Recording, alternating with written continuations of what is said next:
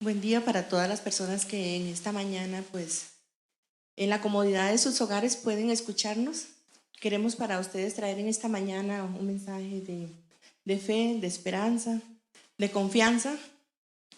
Sin lugar a dudas, estamos pasando una crisis emocional a nivel global, pero en esta mañana la palabra del Señor quiere traernos fortaleza, sabiendo de que Él ha prometido estar con nosotros siempre. No estamos solos en medio de toda esta turbulencia. Un saludo para toda nuestra congregación en la Iglesia de Dios en San Ramón y también a todos nuestros amigos que nos están escuchando dentro y fuera del país. Un abrazo desde acá, un saludo fraternal. Ya llegará el momento donde nos vamos a abrazar y a expresarnos el amor y el cariño que nos tenemos. Queremos decirles que los extrañamos y contamos los días para poder estar nuevamente congregados y juntos exaltando al Señor. Sin lugar a duda, esos tiempos son momentos de mucha carga emocional, de mucho estrés. Claro, todo se nos escapó del control de nuestras manos. Sin lugar a duda hay mucho temor, pues todo lo desconocido produce temor. Llegó algo que no esperábamos, pero bueno, hay que enfrentarlo con la ayuda del Señor.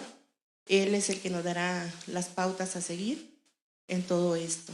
Sobre todo, les recomiendo que tengamos una actitud positiva y el Señor muy pronto nos sacará de todo esto. La fe por sobre todas las cosas. En Hebreos 11 dice que la fe es la certeza de lo que se espera y la convicción de lo que no se ve. Por la fe sabemos que vendrán tiempos mejores y que el Señor tiene un propósito en todo esto. Por otro lado, la palabra nos recomienda en Jeremías 29:11 y nos dice que tengamos pensamientos de bien, porque el Señor ya tiene acerca de nosotros pensamientos de bien, de bienestar y no de mal. También nos dice que en cuanto a nuestros sentimientos, que debemos de gozarnos siempre, no importa la situación que estemos pasando. Estemos siempre gozosos, estemos siempre alegres. Esa es una actitud positiva. Y por otro lado, debemos de actuar con diligencia. Debemos de hacerlo con responsabilidad, con tranquilidad, sabiendo de que Dios está y estará siempre con nosotros. En esta mañana queda con nosotros el pastor Juan Bautista Rodríguez, quien trae un mensaje de esperanza y de confianza. Que el Señor los bendiga mucho. Dios me les bendiga, amados hermanos y amigos. En esta mañana nos reunimos en este lugar para honrar y para glorificar al Dios del cielo que tanto nos ama. En el Evangelio de Juan encontramos en el capítulo 14 y verso 33 la siguiente palabra. El Señor Jesús le dijo a los discípulos: estas cosas os he hablado para que en mí tengáis paz. En el mundo tendréis aflicción, pero confiad, yo he vencido al mundo. Juan 14, 33. Esa última expresión, pero confiad, yo he vencido al mundo, nos pone la persona del Señor Jesús como nuestro campeón. Usted y yo, que estamos en este mundo, tenemos grandes enemigos que combaten nuestras vidas. Definitivamente la batalla contra ellos estaba perdida. Pero el Señor Jesús, en su inmenso amor y bondad para contigo y para conmigo, dejó su trono de gloria y vino a este mundo, demostrándonos cuánto nos ama. Se dispuso a combatir nuestros enemigos. Y ahora que estamos en este texto, el Señor sella su obra a favor nuestro con la expresión, pero confiado. Y luego nos dice, yo he vencido al mundo. ¿Contra qué enemigos se ha enfrentado nuestro Señor y Salvador Jesucristo? Todos sabemos perfectamente de que se ha enfrentado en contra del diablo, de los demonios y de todo el imperio del mal que en este mundo ha imperado desde el principio.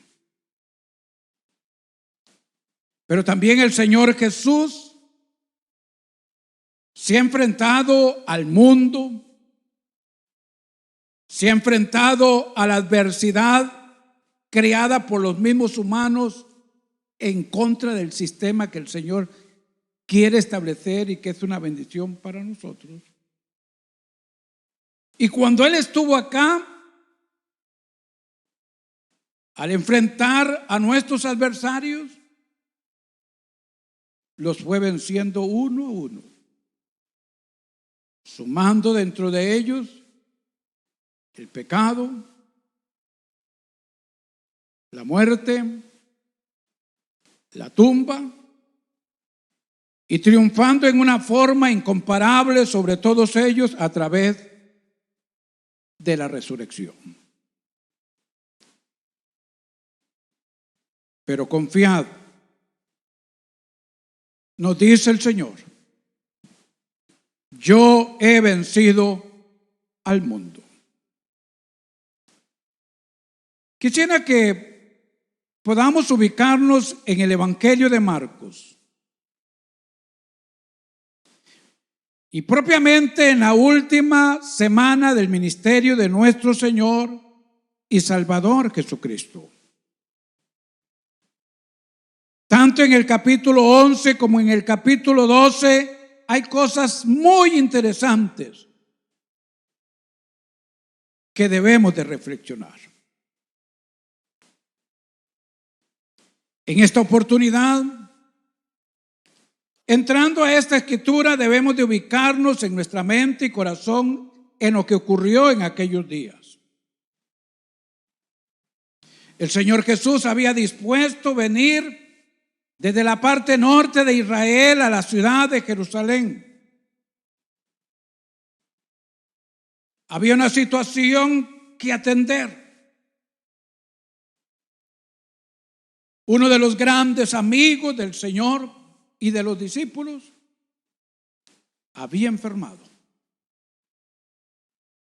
Y en esa oportunidad él fue llamado para venir a socorrer a aquel amigo.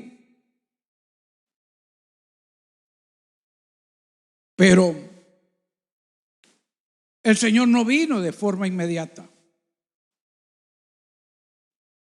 Tuvo que quedar algunos días por la región donde estaba, y cuando él hizo acto de presencia a la ciudad de Betania o a la aldea de Betania, el amigo había muerto. Su amigo había caído en las garras de un enemigo común. Enemigo tuyo y enemigo mío, enemigo nuestro. Había sucumbido ante la muerte. Cuando el Señor llegó a aquel lugar, la gente lloraba, la gente se lamentaba. Había dolor, había sufrimiento, había angustia. Inclusive el Señor se encuentra en una de las hermanas del fallecido, una palabra de reproche o de reclamo. Si hubieses estado aquí, mi hermano no hubiera muerto. Fue ahí donde el Señor le hizo ver a Marta de que Él es la resurrección y la vida. O sea, Él es el que se encargará de darle el golpe final a ese enemigo nuestro, a la muerte. Y tiene el poder para arrebatar de cada uno de ellos, a cada uno de los que en ella hayan caído, tiene el poder de arrebatarle de sus garras a cada una de sus víctimas. Es ahí donde el Señor le dijo a Marta: yo soy la resurrección y la vida. Y el que cree en mí, aunque esté muerto, vivirá. Este hecho, en la última semana del ministerio de nuestro Señor Jesucristo, fue extraordinario. ¿Qué personaje en la historia había resucitado a alguien con tanto tiempo de haber fallecido? Ciertamente en las Escrituras se nos hablan de algunas resurrecciones en el Antiguo Testamento, pero una en especial como esta, donde la víctima ya tenía mal olor, que hacían 4 días que había muerto. El único que lo podía hacer regresar era Dios. Pero Jesús es Dios. Jesús es la resurrección. Jesús es la vida. Y Él ahí se enfrentó con este enemigo. Y la palabra nos dice que Él se acercó a la puerta de la tumba y dio la palabra: Lázaro, ven fuera. Y ahí encontramos de que aquel hombre que estaba vendado, envuelto en un sudario, abandona su posición y sale. Jesús había vencido públicamente a la muerte. No importa si hubiese sido 1 día, 2 días, 3, y en este caso particular 4, la venció. Porque Él es Dios.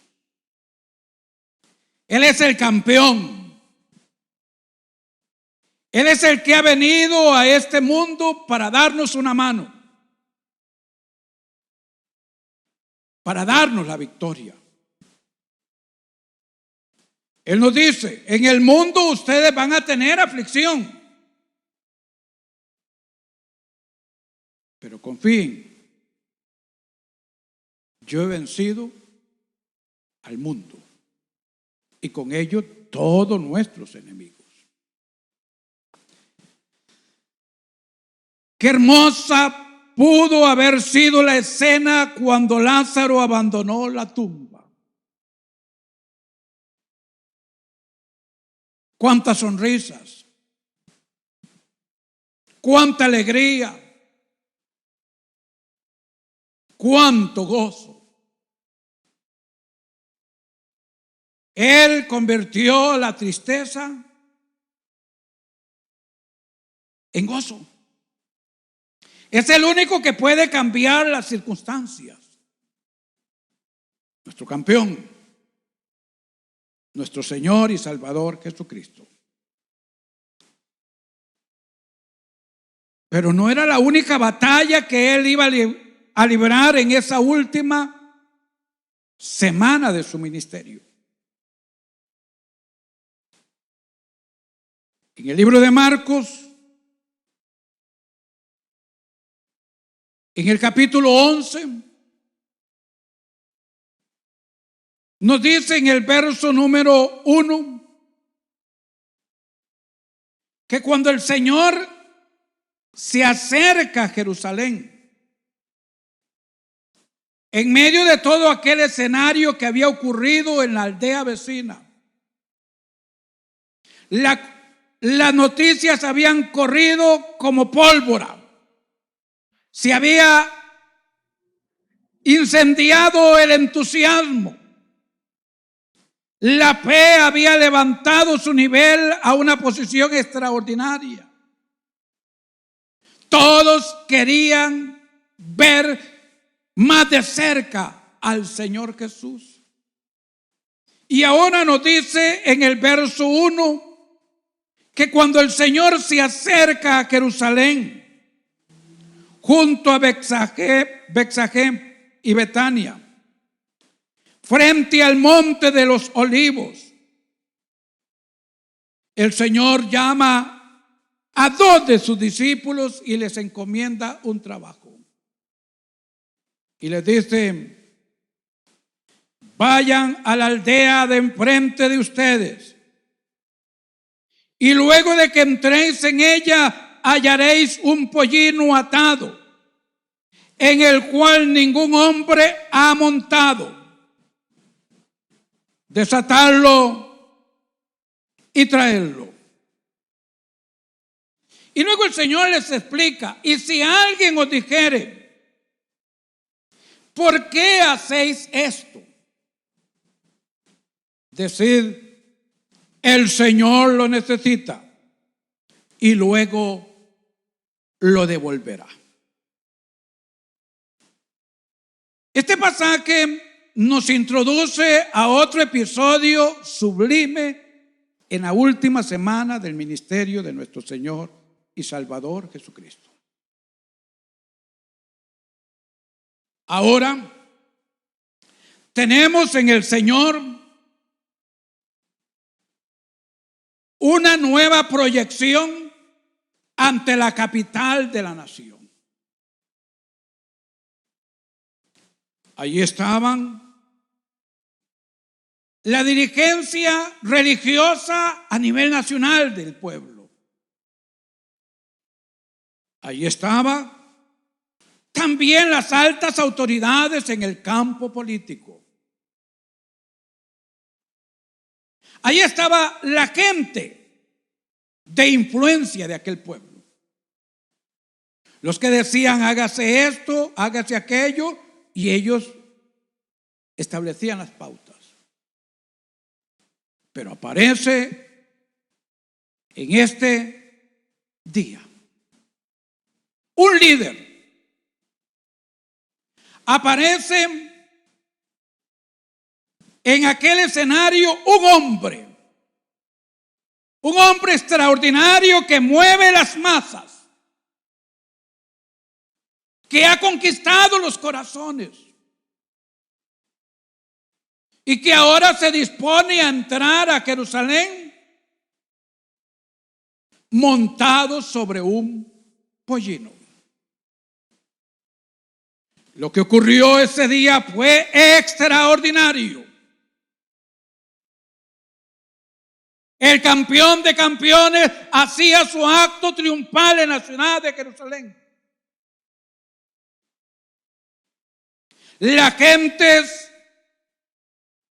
se llenó de gozo, externó su alegría, cortaron palmas, tendieron sus mantos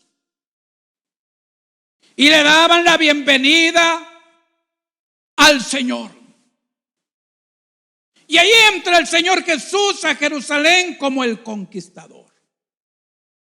Y podemos verlo como el conquistador en 2 aspectos. El conquistador en el campo espiritual, el que venía a encargarse de nuestros enemigos y ya había demostrado que podía con uno de ellos, formidable, la muerte. Y ahora entra como conquistador de nuestros corazones. Y la gente, en medio de aquella algarabía, no solamente cortó las palmas, tendieron los mantos, sino que comenzaron a darle gloria y honra al Señor. Hosana, hosana. Bendito el que viene en el nombre del Señor. Los aplausos y la alegría se dejaron escuchar en aquel lugar. Y desde la ciudad de Jerusalén, sin lugar a dudas, todo mundo de los que ahí tenían alguna dosis de autoridad preguntaban: ¿y qué estará pasando allá afuera?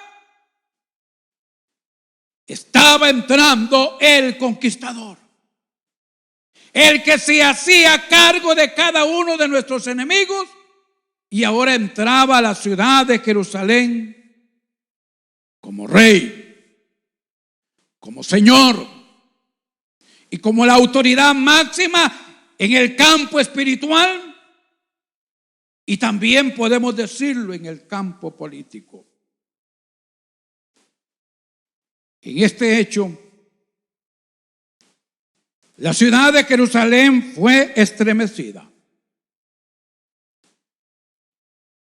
Y es ahí donde lo que se había experimentado en Betania, en la resurrección de Lázaro, que cambió el llanto en alegría, ahora esa maravilla de explosión se traslada a la ciudad de Jerusalén. Y cuando esto ocurre, la gente que gobierna comienza a pensar, a reflexionar y a decir: ¿qué es esto? Pero la demostración estaba hecha. Vientos de cambio estaban soplando sobre Jerusalén y sobre el mundo de aquel entonces. Cristo, el Hijo de Dios, había llegado. Y ahora el pueblo le reconocía y le alababa y le exaltaba con toda el alma.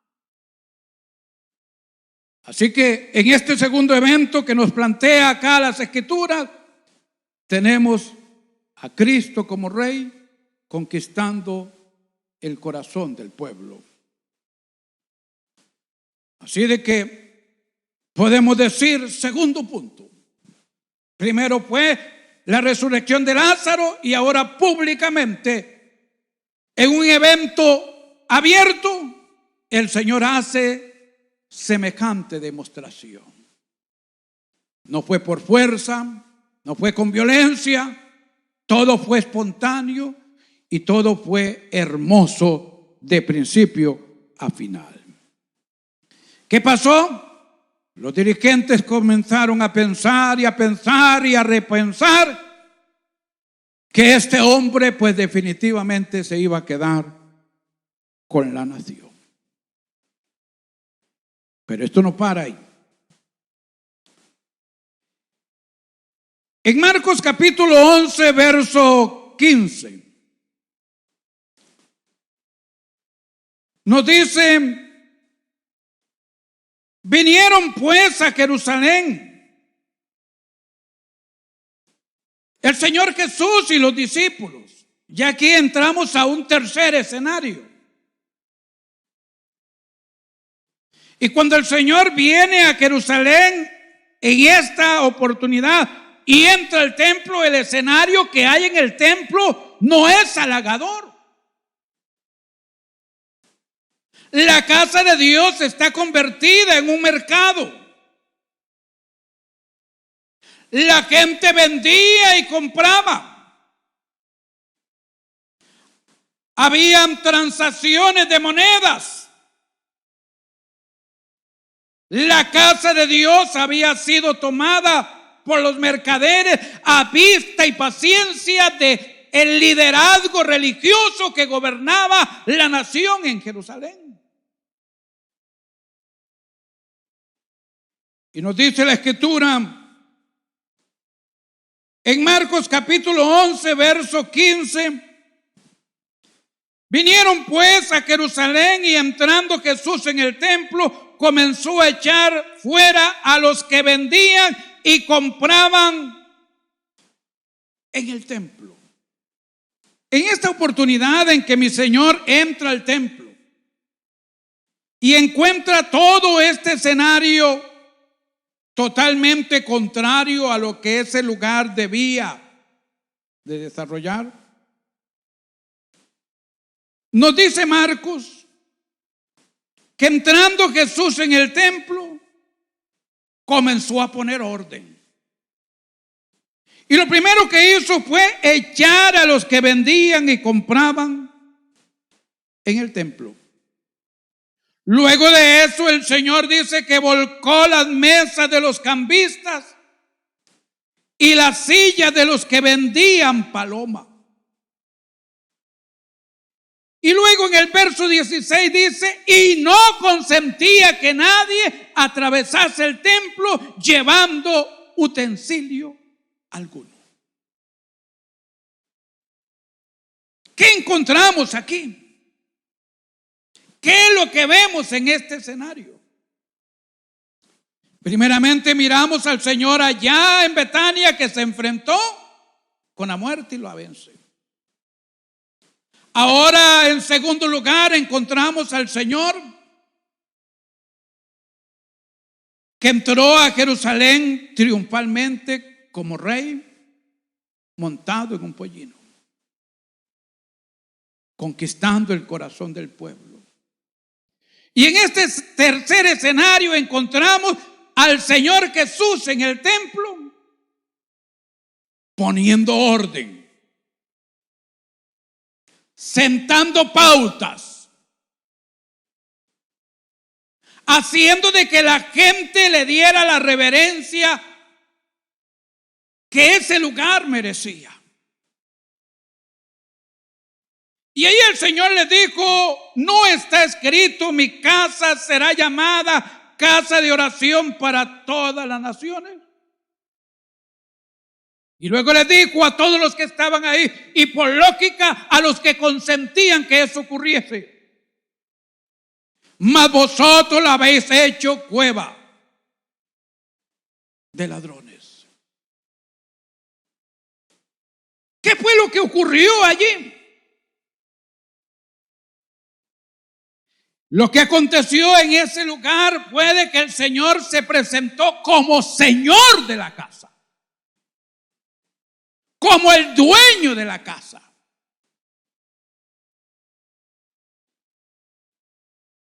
Y al hacerlo de esta manera, en forma automática, aquellos que tenían la administración de ese lugar sintieron de que ahora el Señor les invadía en una forma abierta su lugar de gobierno. Pero ¿quién podía ordenar esa situación o corregirla sino el mismo Dios?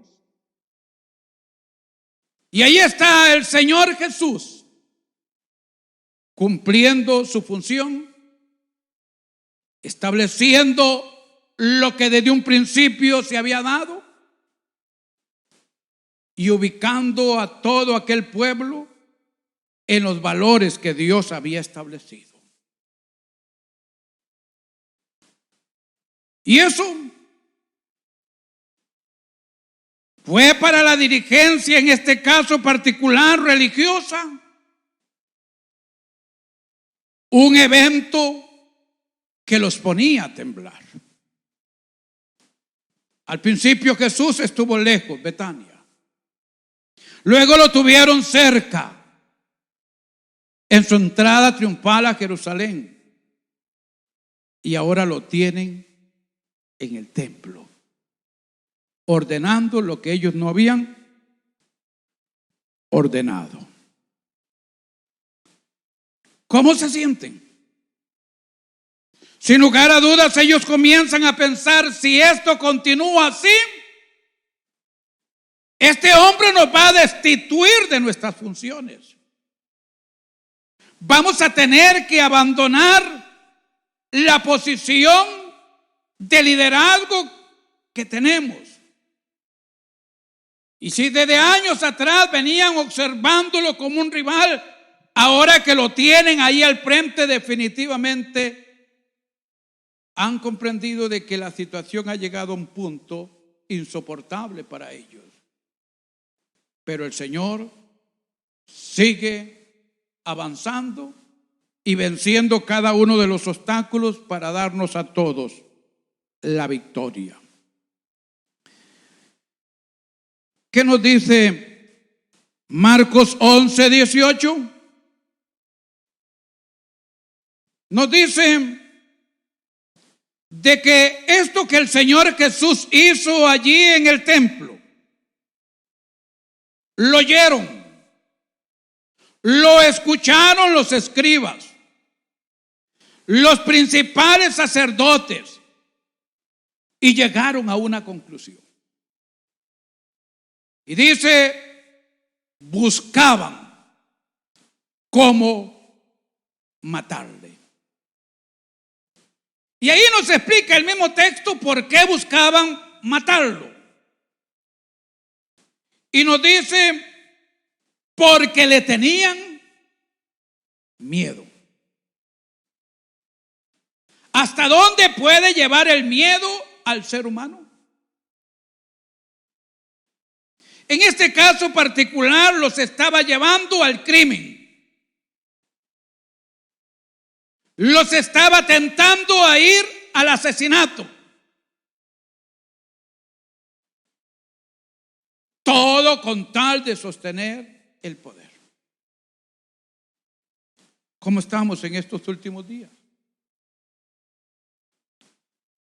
Más allá de la epidemia, el mundo ha sido sacudido también en una forma muy fuerte a través del miedo. Y el miedo ha llevado a muchos a actuar de una y de otra forma. Y esto ha ocurrido así a través de los siglos. Pero ahora en el caso particular de la clase gobernante en lo religioso, dice que por miedo querían matarlo. Y luego menciona una razón. Por cuanto todo el pueblo estaba admirado de su doctrina. Como podemos ver en base a lo que dice Juan 14:33. Aquí tenemos a un conquistador. Y el Señor nos dice a cada uno de los que le seguimos, de los que le amamos y de los que le servimos. En Juan 14:33, estas cosas os he hablado para que en mí tengáis paz. Y luego menciona lo que nos acontece allá afuera. Y nos dice, en el mundo tendréis aflicción. Sí. La vida sin Cristo es dura. La vida sin Cristo es difícil. Y más cuando tenemos que enfrentar y recibir los golpes de nuestros adversarios. Pero el Señor nos dice, pero confiad, yo he vencido a esos enemigos. Yo he vencido al mundo. Así que tenemos al Señor venciendo en Betania, triunfando en Jerusalén y ahora conquistando una posesión de honor en el templo. Todo esto ganó el odio, el repudio de aquellas tres clases de gobernantes: sacerdotes, escribas y ancianos. Esta gente quería agarrar al Señor Jesús del cuello. Querían ponerlo en su lugar. Y nos dice la Escritura En Marcos 11, verso número 27 y 28. Volvieron entonces a Jerusalén el Señor Jesús y los discípulos, después de que Él había limpiado el templo. Y ahí se encontró a sus adversarios. Vinieron a Él los principales sacerdotes, los escribas y los ancianos. Ahora se ven cara a cara. Están frente a frente. Sí, las diferencias no se iban a llevar al campo físico, pero se estaban peleando en un campo muy frágil, muy delicado, en el campo público. Así que ellos pensaban: lo que tenemos que hacer es vencer a este adversario, en este caso particular el Señor Jesús, en público. Y entonces ahí le lanzaron al Señor Jesús la pregunta mortal según ellos. Verso 28. ¿Con qué autoridad haces estas cosas? Y luego le preguntan ahí mismo: ¿y quién te dio autoridad para hacer estas cosas?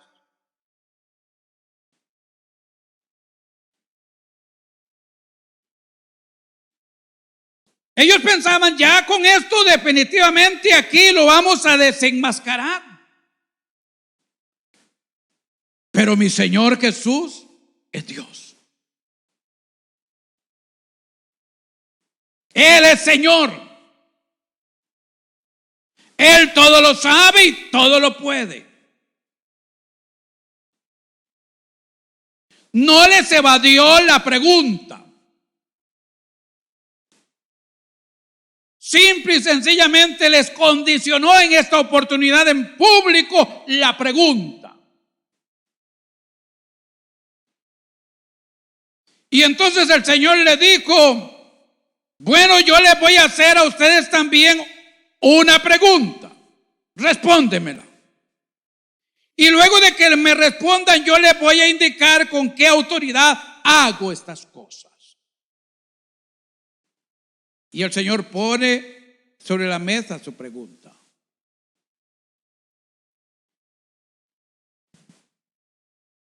El bautismo de Juan, ¿era del cielo o de los hombres? Y luego les dijo: respóndemelo.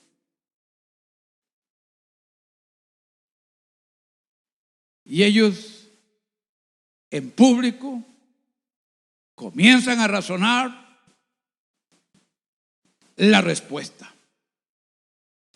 Y nos dice en el verso 31: si decimos del cielo, nos va a decir: ¿por qué pues no le creíste? Y si le decimos que el bautismo de Juan era de los hombres,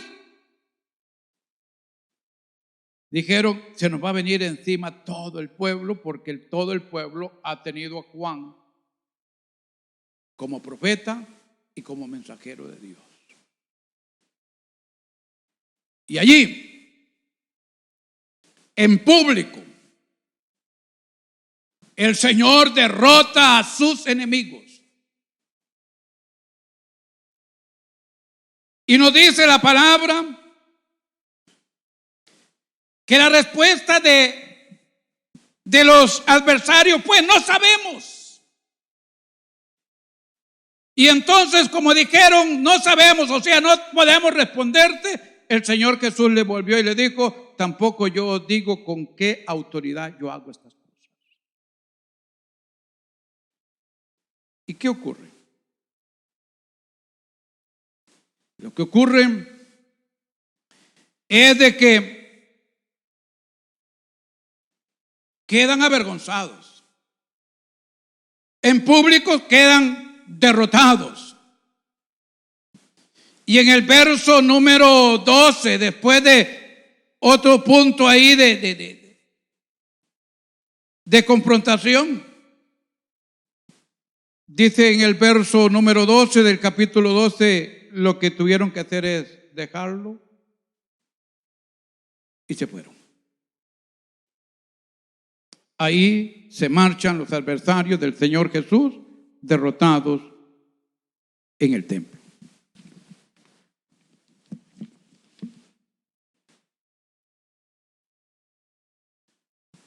Si hacemos una recapitulación, cuando llegamos a este punto de Marcos 12:12, encontramos de que aquella batalla, aquella confrontación, el Señor la ha ido ganando paso a paso. Si hubiese sido esto un partido de fútbol, tenemos que declarar de que el Señor les iba ganando por goleada. ¿Y por qué menciono esto? Porque lo que el Señor les ha demostrado en esta última semana es quién es Él. ¿Qué debemos de ver nosotros en Él? Y puedo mencionar 4 cosas en la recapitulación. En lo que ocurrió allá en Betania, el Señor nos enseña de que Él es el conquistador de la muerte. Con lo que ocurrió en la entrada triunfal a Jerusalén, el Señor nos enseña de que Él es el Rey. Con su acción de echar los cambistas y vendedores de palomas en el templo, el Señor nos enseña de que Él es el Señor. Y luego que aquellos enemigos lo desafían en público y tratan de avergonzarlo o estrujarlo en alguna forma con la pregunta: ¿con qué autoridad haces estas cosas? El Señor Jesús le demuestra de que Él es Dios mismo. Cuando estamos entonces en la declaración de Juan 14:33, donde el Señor nos dice: pero confíen, yo he vencido al mundo, no es meramente una expresión filosófica. Es una realidad probada en el campo de batalla, a favor de todos y cada uno de nosotros. Venció la muerte, entró como rey, en el templo hace ver que Él es el Señor, a sus enemigos no les deja lugar más para que puedan realmente apreciar que Él es Dios. Y posteriormente Él se enfrenta cara a cara con la crucifixión, con la muerte, contra el diablo y contra la tumba, y los venció a todos. Ese es Cristo. Ese es nuestro Salvador, campeón de campeones. El que nos dice en medio de la lucha: confíen en mí. El que nos dice en el fragor de la batalla: confíen en mí. El que nos ha declarado con hechos: yo he vencido al mundo. Si Cristo está con nosotros, ¿por qué tenemos que tener temor? El temor Debe de tenerlo aquel que está fuera de la cobertura de Cristo. Debe de tenerlo aquel que va caminando por la vida contrario a sus enseñanzas y a sus mandatos. Pero a los que le hemos entregado el corazón, debemos de tener muy en cuenta de que con nosotros está el mejor, está el más grande. Con nosotros está el campeón. Y ahora el campeón de campeones nos asegura a cada uno la victoria. ¿Qué lugar hay más seguro que estar con la cobertura de Dios? Si alguno ha estado fuera de ella, es la oportunidad para hacerlo. Es el buen momento de tomar la decisión. Cristo nos da la victoria.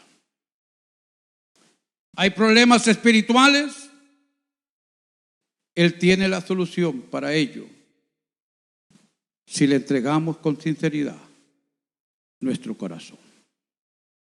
Hemos fallado. Si con corazón sincero le buscamos, Él nos perdona. Aquí, en esta hora y en este lugar, está el que nos ama y el que nos puede ayudar y el que nos dice: confíen, yo he vencido al mundo. Yo les invito para que en esta hora tomen la maravillosa decisión de permitir que el Rey de Reyes y el Señor de Señores entre en sus corazones, les bendiga y les ayude por siempre.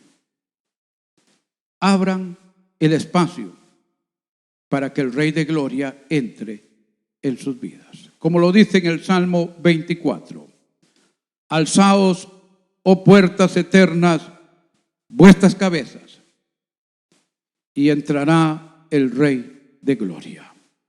¿Quién es este Rey de Gloria? Jehová de los ejércitos. Él es el Rey de la Gloria. Cristo es el Rey y quiere entrar en tu corazón.